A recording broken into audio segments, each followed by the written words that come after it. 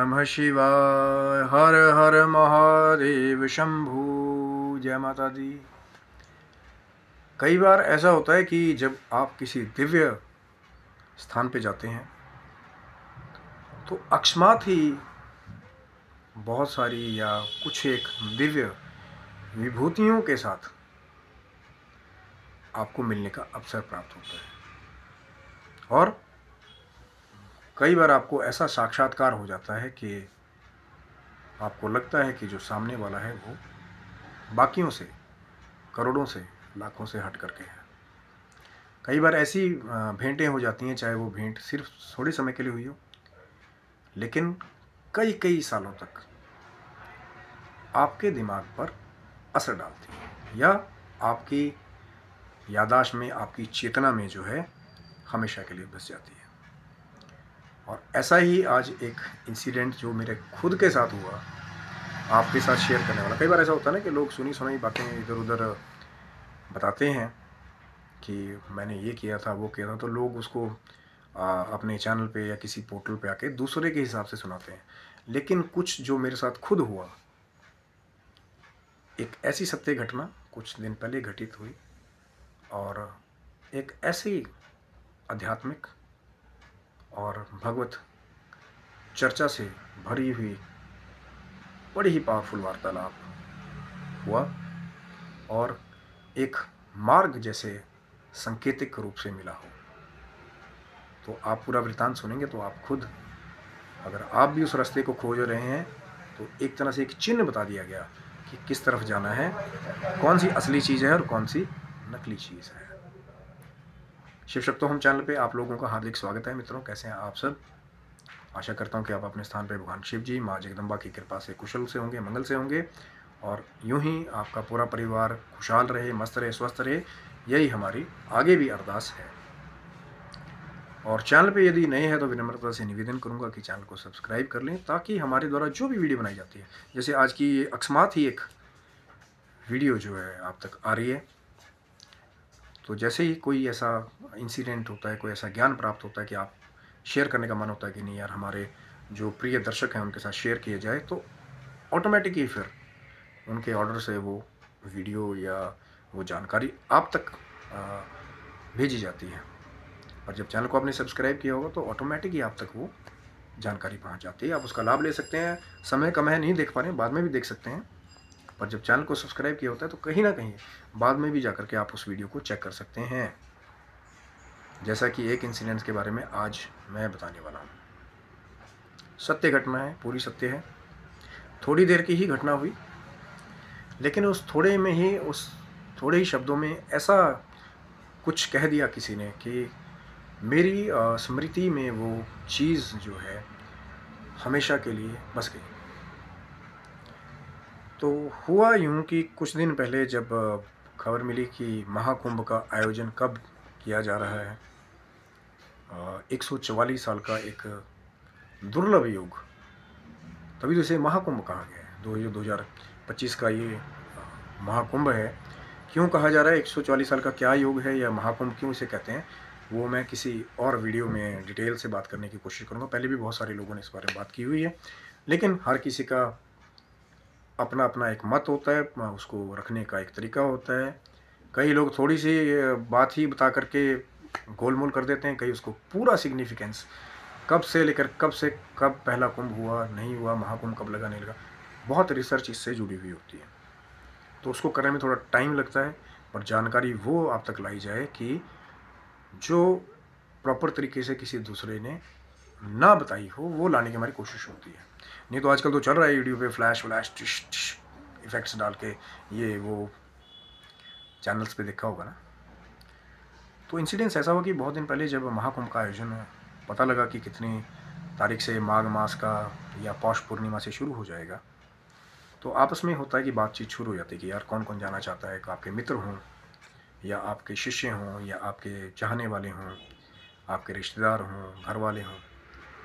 तो ऐसे ही एक हमारे बड़े भगवत चर्चा से जुड़ने वाले एक यंग जो आगे बच्चे हैं, वो तो प्रश्न किया कि महाराज आप क्यों जाना चाहते हैं महाकुंभ? गंगा जी तो हरिद्वार में भी हैं, तो प्रयागराज इलाहाबाद तक क्यों जाना चाहते हैं? दूर जाना पड़ेगा आपको, दूर ट्रैवल करना पड़ेगा। टिकट्स इतनी जल्दी अवेलेबल नहीं है। लोगों ने जहाँ तक मैं आपको बता देता हूँ, मैक्सिमम ट्रेन्स में 3-3, 4-4 महीने पहले ही बुकिंग्स चल रही हैं। जिन्होंने करने की कोशिश की होगी, मैं 3 टायर की 1 टायर की बात नहीं कर रहा हूँ, स्लीपर जो दूसरी क्लासेज है नॉर्मल, उसमें भी मारामारी बहुत है। और या फिर कहीं अगर टिकट्स अवेलेबल होती हैं तो तत्काल में जो भाई साहब बेचारे रोज़ 11 से 12:30 1 के भी जिनको पता है वो टाइम रोज़ का गेम करते हैं, उनको पता है कि गेम वहाँ से कैसे टिकट्स निकाली गई। बाय ट्रेन अगर आप जा रहे हैं, बाय बस जा रहे हैं या बाय अपना प्राइवेट व्हीकल जा रहे हैं, वो अलग बात है। जो बाय ट्रेन जा रहे हैं मैं उनकी बात कर रहा हूँ कि टिकट्स लोगों ने 3-3, 4-4 महीने पहले करवा ली। तो उसने बात पूछी कि महाराज जी आप दूर क्यों जा रहे हो? गंगा जी तो आपको हरिद्वार में भी मिल जाएंगे। तो मैंने उसे कहा कि मैंने कहा गंगा जी तो हरिद्वार में मिल जाएंगे मुझे, और चारों जगह गंगा जी हैं। जो 4 कुंभ के, महाकुंभ के एरिया हैं, कौन कौन से हैं वो 4 स्थान? चैनल को सब्सक्राइब रखिएगा। उसके बारे में डिटेल में अगर हम बात करेंगे तो वीडियो बहुत लंबा हो जाएगा कि कौन कौन से 4 स्थान हैं, जिनमें से एक प्रयागराज है, जहाँ 144 साल बाद ऐसा योग द्वारा बन रहा है। ऐसे 3 और हैं, और इस वीडियो में बात करने लग जाऊंगा ना तो बाबा वीडियो बहुत लंबा हो जाएगा। आज सिर्फ जो दिव्य विभूति, दिव्य संत हमारे को मिले, उनकी तरफ ही हम कॉन्सेंट्रेट करते हैं कि कैसे मिले वो दिव्य संत मुझे वहाँ पे। तो मैंने यही जवाब दिया उस बालक को कि गंगा जी तो मुझे चारों जगह मिल जाएंगी, लेकिन जो दिव्य संत 12-12 साल की तपस्या करके, मैं उनकी बात नहीं कर रहा हूँ जो खाली भेष बना करके मीडिया कवरेज लेने के लिए यहाँ वहाँ कमेंट नहीं करना चाहिए, पर बहुत सारा कुछ देख भी लिया होगा आपने, कई नकली भी वहाँ पे घूमते हैं, उनकी बात नहीं कर रहा हूँ। जो दिव्य संत हिमालय की कंदराओं से उतर के आते हैं, और कई दिव्य तपस्वी हैं, सिर्फ 12-12 साल में ही एक बार बाहर निकलते हैं, उनके दर्शन करने का ही एक, आप कह सकते हैं कि एक अवसर है महाकुंभ या कुंभ, जो 12 साल में लगता है। तो ये भी कुंभ पर महाकुंभ की संज्ञा क्यों मिली 140 वाले में, वो मैं तो ये कह रहा हूँ कि चैनल को सब्सक्राइब रखिएगा, बड़ी लंबी डिटेल स्टोरी है। और मैंने उस बालक को यही कहा कि गंगा जी तो मुझे हर जगह मिल जाएंगी, लेकिन जो दिव्य संत हैं, जो कभी हिमालय की कंदराओं से कभी कभी बाहर निकलते हैं, उनकी बात नहीं मैं कह रहा हूँ। जो भारतवर्ष में रिमोट एरियाज़ में अखाड़े जिन्होंने बनाए वहाँ पे रहते हैं, मैं उनकी बात कर रहा हूँ। जो छुपे हुए संत हिमालय में रह रहे हैं, जिनके पास घड़ियाँ भी नहीं हैं, पर अपनी शक्तियों से जान लेते हैं कि अब कुंभ में स्नान करने का समय आ गया है, और वो लोग भी कुंभ में आते हैं। नाग, देवता, गंधर्व, किन्नर भी रूप बदल करके इस कुंभ महाकुंभ में स्नान करने के लिए आते हैं। तो वो आपको वहीं मिलेंगे जहाँ पे कुंभ या महाकुंभ का अवसर बन रहा हो। एक पॉसिबिलिटी है ना। अब हो सकता है जो आपके साथ में स्नान कर रहा हो वो इच्छाधारी नाग हो, आपको क्या पता लगेगा वहाँ पे। और ऐसे ही एक दिव्य विभूति से मेरी भेंट हुई। मुझे लगा ये इंसिडेंट्स मुझे आपके लोग के साथ भी शेयर करना चाहिए, वैसे करना नहीं चाहिए, पर आपका प्रेम है तो लगा कि आपके साथ शेयर करना चाहिए। एक अलग आपको प्रेरणा मिलेगी जब अगली बार, अगर जो अभी तक नहीं गए हैं 26 फरवरी तक जो जा सकते हैं वो शायद ज़रूर जाएंगे। किसी किसी को भी अगर वो अंदर से वाइब्स आएंगी जो मैं बता रहा हूँ। तो हुआ यूँ कि मैंने उसको जवाब दिया, टिकट्स कैसे करके भी कंफर्म थी नहीं थी, कैसे भी करके प्रयागराज पहुँच गए हम लोग। और वहाँ पे जैसा था वही महामानव वाली वीडियो जरूर चेक करें चैनल पे, महाकुंभ के महामानव चैनल पे पहली वीडियो है कि कैसे कैसे वहाँ पे क्या क्या होता है, वो सब कुछ मैंने इसमें बताया हुआ है इसी चैनल पे। अभी कल या परसों इसको रिलीज़ किया वीडियो को, सब कुछ बताया, कहाँ तक कितना क्या कैसे सिस्टम क्या कितना चलना पड़ता है, ये वो सब है उसमें। कई लोग पूछना होता है ना महाराज क्या क्या होगा वहाँ पे, कैसे जाते हैं, क्या सब है उस वीडियो में।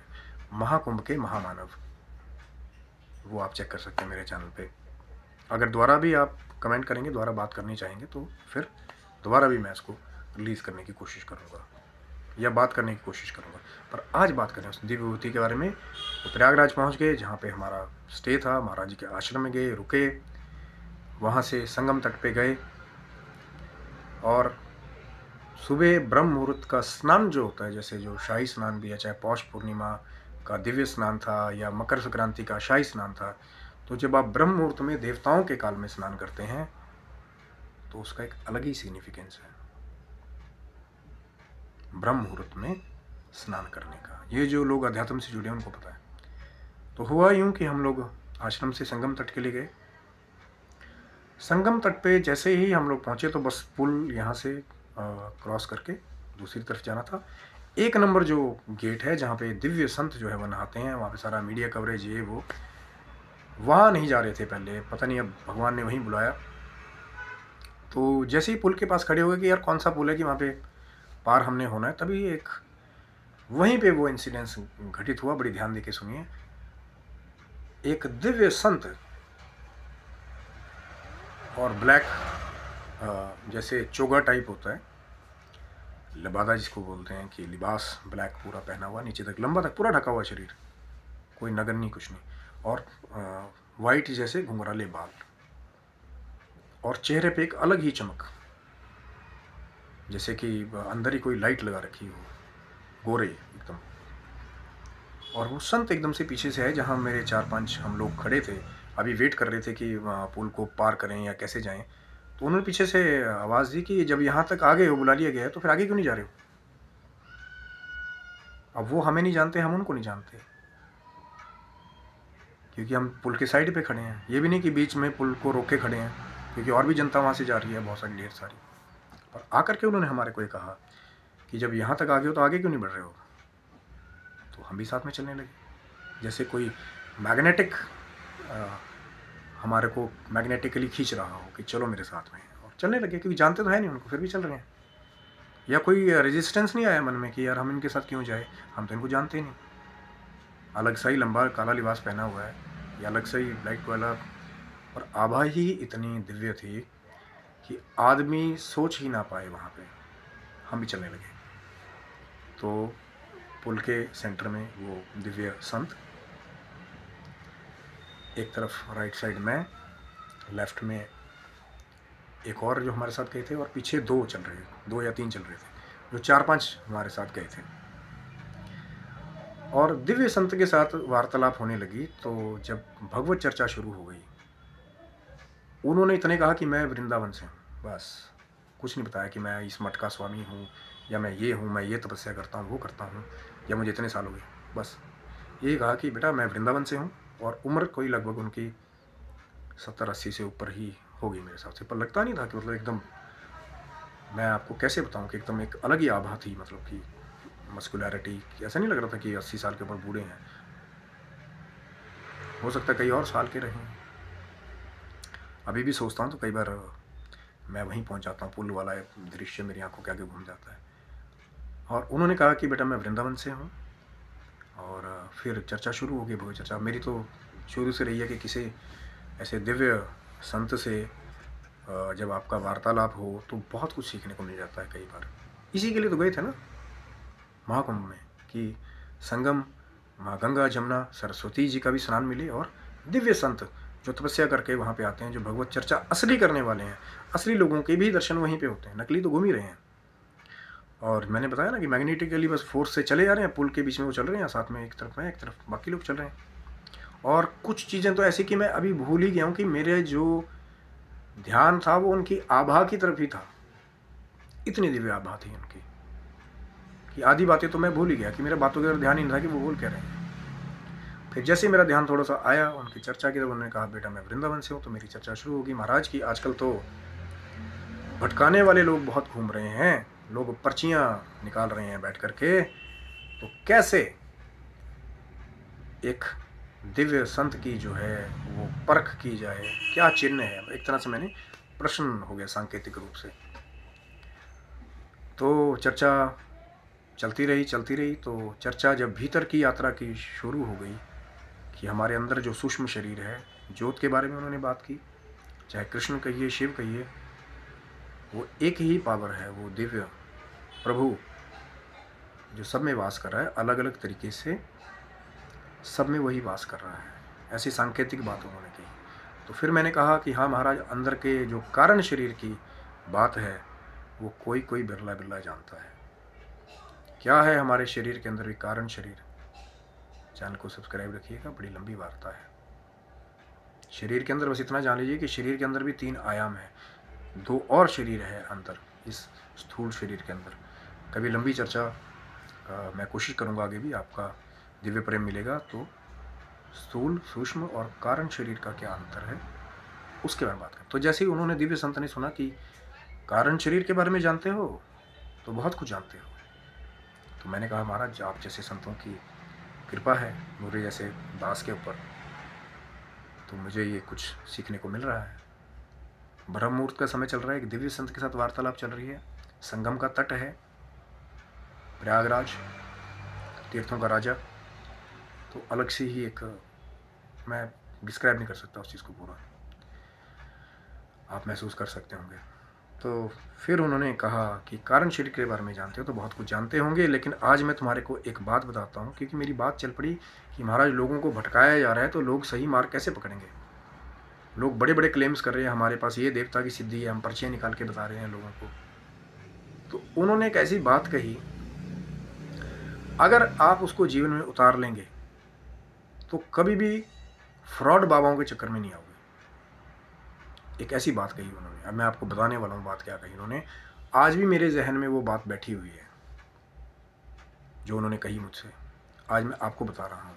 वैसे इसको तो राज रखना चाहिए, पर आपके साथ प्रेमवश होकर के मैं आपको ये बात बता रहा हूँ। उन्होंने मुझे कहा कि देखो बेटा, एक चीज़ आपको बताता हूँ, ये सारांश अगर आपने पकड़ लिया तो वो जो दिव्य संतों में, एक सांकेतिक रूप से उन्होंने कहना चाहा कि दिव्य संतों में और जो नकली लोग हैं उनमें आप फ़र्क कर पाओगे। मैंने कहा क्या महाराज जी? चल रहे हैं पुल के ऊपर, संगम घाट पे उतरने वाले हैं। तो उन्होंने कहा कि जो जानत है वो बोलत नहीं, और जो बोलत है वो जानत नहीं। मैं सुन करके, पता नहीं उनकी वाणी में कोई ऐसा बात थी कि मैं, वो बात मेरे कानों में पड़ी और अंदर अभी भी मैं, वो बात जैसे अभी भी मेरे दिमाग में बैठी हुई है। उन्होंने ये कहा कि जैसे जो परमानंद को, जो अंदर की यात्रा को जान लेता है, वो एक गूंगे की तरह जब उसका स्वाद ले लेता है परमानंद का, जो हमारा अष्टांग योग है, जब उसके द्वारा हम प्रभु से जुड़ते हैं, तो उन्होंने कहा कि वो गूंगे की तरह सिर्फ उसका एक्सप्रेशन या उसके चेहरे के हाव भाव ये बता देते हैं कि उसने कोई लाजवाब चीज़ खाई है, लेकिन किसी को बता नहीं सकता।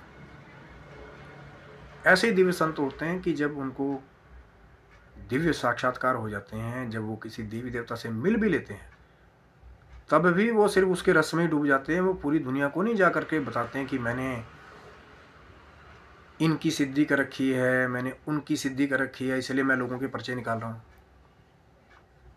ये फ्रॉडबाजी वाला काम या अपनी सो कॉल्ड पब्लिसिटी करने वाला काम वो लोग नहीं करते।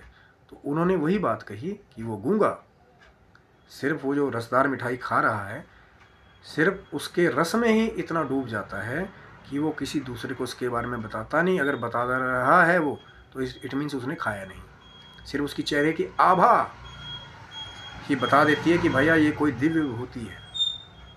उन्होंने नहीं कहा कि, सिर्फ इतना कहा कि मैं वृंदावन से हूँ, दैट्स इट। ये नहीं बोला कि मैंने ठाकुर जी के साक्षात दर्शन कर लिए या मैं वृंदावन में ठाकुर जी से रोज़ मिलता हूँ, कुछ भी नहीं ऐसा। सिर्फ एक ही बात थी वो बोली, जो सारांश था नकली संतों के बारे में और असली संतों के बीच में, कि जो जानत है वो बोलत नहीं और जो बोलत है वो जानत नहीं। कई लोग बैठ के बड़े बड़े क्लेमिंग्स करते हैं ना, हमने ये वाली देवता की सिद्धि कर ली, इसलिए हम लोगों का ये निकाल रहे हैं, वो बता रहे हैं। जो एक्चुअल में जिनके पास त्रिनेत्र खुले हुए हैं वो उसको डिस्क्लोज भी नहीं करते सबके आगे जगह। बस जहाँ भगवत भक्त मिल जाए या मेरे जैसे जो पापी नीच हैं, जब उनके ऊपर भी भगवान शिव जी की, माँ पार्वती की कृपा हो जाए, ठाकुर जी की, जगदम्बा की कृपा हो जाए, तब जाके ऐसे देवी संतों के दर्शन हो जाते हैं जो हमारे जीवन को एक ही सेंटेंस से बदल देते हैं कि बेटा यही दिव्य चिन्ह है। अगर कोई बता रहा है संत बैठ करके कि मेरे पास बहुत सारी शक्तियाँ हैं, इट मीन उसके पास कुछ नहीं है, और जिसके पास है उसकी आभा ही बता देगी कि उसके पास बहुत कुछ है। तभी तो मैंने बोला ना कि एक ही शब्द कहे उन्होंने कि लाइन, और उतने में ही वाह विवर हो गया। उसके बाद फिर क्या हुआ कि इतनी सी बात उन्होंने कही, अच्छा ठीक है बेटा, और भीड़ में वो गायब हो गए। गायब इन द सेंस मतलब ऐसा नहीं कि मतलब छू मंतर हो गए, भीड़ के अंदर चले गए एकदम से। और जाते जाते उन्होंने मुझे सिर्फ इससे कहा राधे राधे। तो मैंने इसीलिए इस वीडियो में उनका नाम जो है मैं याद करता हूँ, तो राधे राधे बाबा के नाम से उनको याद करता हूँ। छोटी सी सिर्फ 2 से 4 मिनट की मुलाकात, लेकिन एक ऐसी दिव्य विभूति, दिव्य संत जिसके बारे में मैं पूरा बखान नहीं कर सकता। एक इंसिडेंस मेरे जहन में था, मैंने आपके साथ शेयर किया कि जब आप ऐसी जगहों पे आपको जाने का अवसर मिलता है तो ऐसे दिव्य संतों का भी साक्षात्कार कई बार आपको हो जाता है। भगवान शिव जी की कृपा हो जाएगी, माँ जगदम्बा की कृपा हो जाएगी, तो शायद हिमालय में भी जाने का मौका मिले जहाँ पे दिव्य असली संत कंदराओं के अंदर बैठे हुए हैं। लेकिन दर्शन तभी होंगे जब वो संत आपकी भक्ति से विभोर हो जाएं, या भगवान शिव जी, माँ पार्वती की कृपा हो जाए। तो उन दिव्य संतों के जो सिर्फ 12 साल में एक बार कुंभ में ही दिखाई देते हैं, बहुत सारे घूम रहे नकली मीडिया के आगे, कैमरे के आगे 4-4 दिन से बैठे हुए हैं, और लोग बार बार उनकी प्रोफाइल दिखा दिखा के ये वही दिखा रहे हैं लोगों को। लेकिन वो संत जो मीडिया के आगे नहीं आना चाहते, जो एक्चुअल शक्तियों से ओतप्रोत हैं, कई बार उनका साक्षात्कार ऐसी दिव्य जगहों पे हो जाता है। जैसे चाहे मुझे 5 मिनट का लिए एक साक्षात्कार मिला, लेकिन वो याद मुझे हमेशा रहेगी जब मुझे मिले थे राधे राधे बाबा। और वो इमेज जो उनकी है ना, वो ब्लैक लबादा पहना था, वो घुंघराले वाइट बाल, चमकता हुआ शरीर, उसको कहीं ना कहीं मैं अपने शायद जहन से पूरी तरह नहीं निकाल पाऊँगा। तो ये था मित्रों वीडियो कि कैसे महाकुंभ में एक दिव्य संत राधे राधे बाबा जी से मुझे साक्षात्कार करने को मिला, जिन्होंने एक बड़ा तगड़ा सारांश दिया कि जो जानत है वो बोलत नहीं, और जो बोलत है वो जानत नहीं। बहुत गहरी बात है। आगे भी चर्चा इसके बारे में, जो कारण शरीर के बारे में बात कर रहा था, या संत जी के बीच में और मेरे बीच में हुई कि वो क्या मार्ग है परमानंद से कनेक्ट करने वाला, बहुत लंबा चैनल है। तो बने रहिएगा। आशा करता हूँ वीडियो आपको अच्छा लगा होगा, और आप भी जो हैं प्रभु के आगे प्रार्थना करेंगे तो कभी ना कभी आपको भी दिव्य साक्षात्कार ऐसे, भले ही थोड़े समय के लिए हों, लेकिन ज़रूर हो जाते हैं कई बार।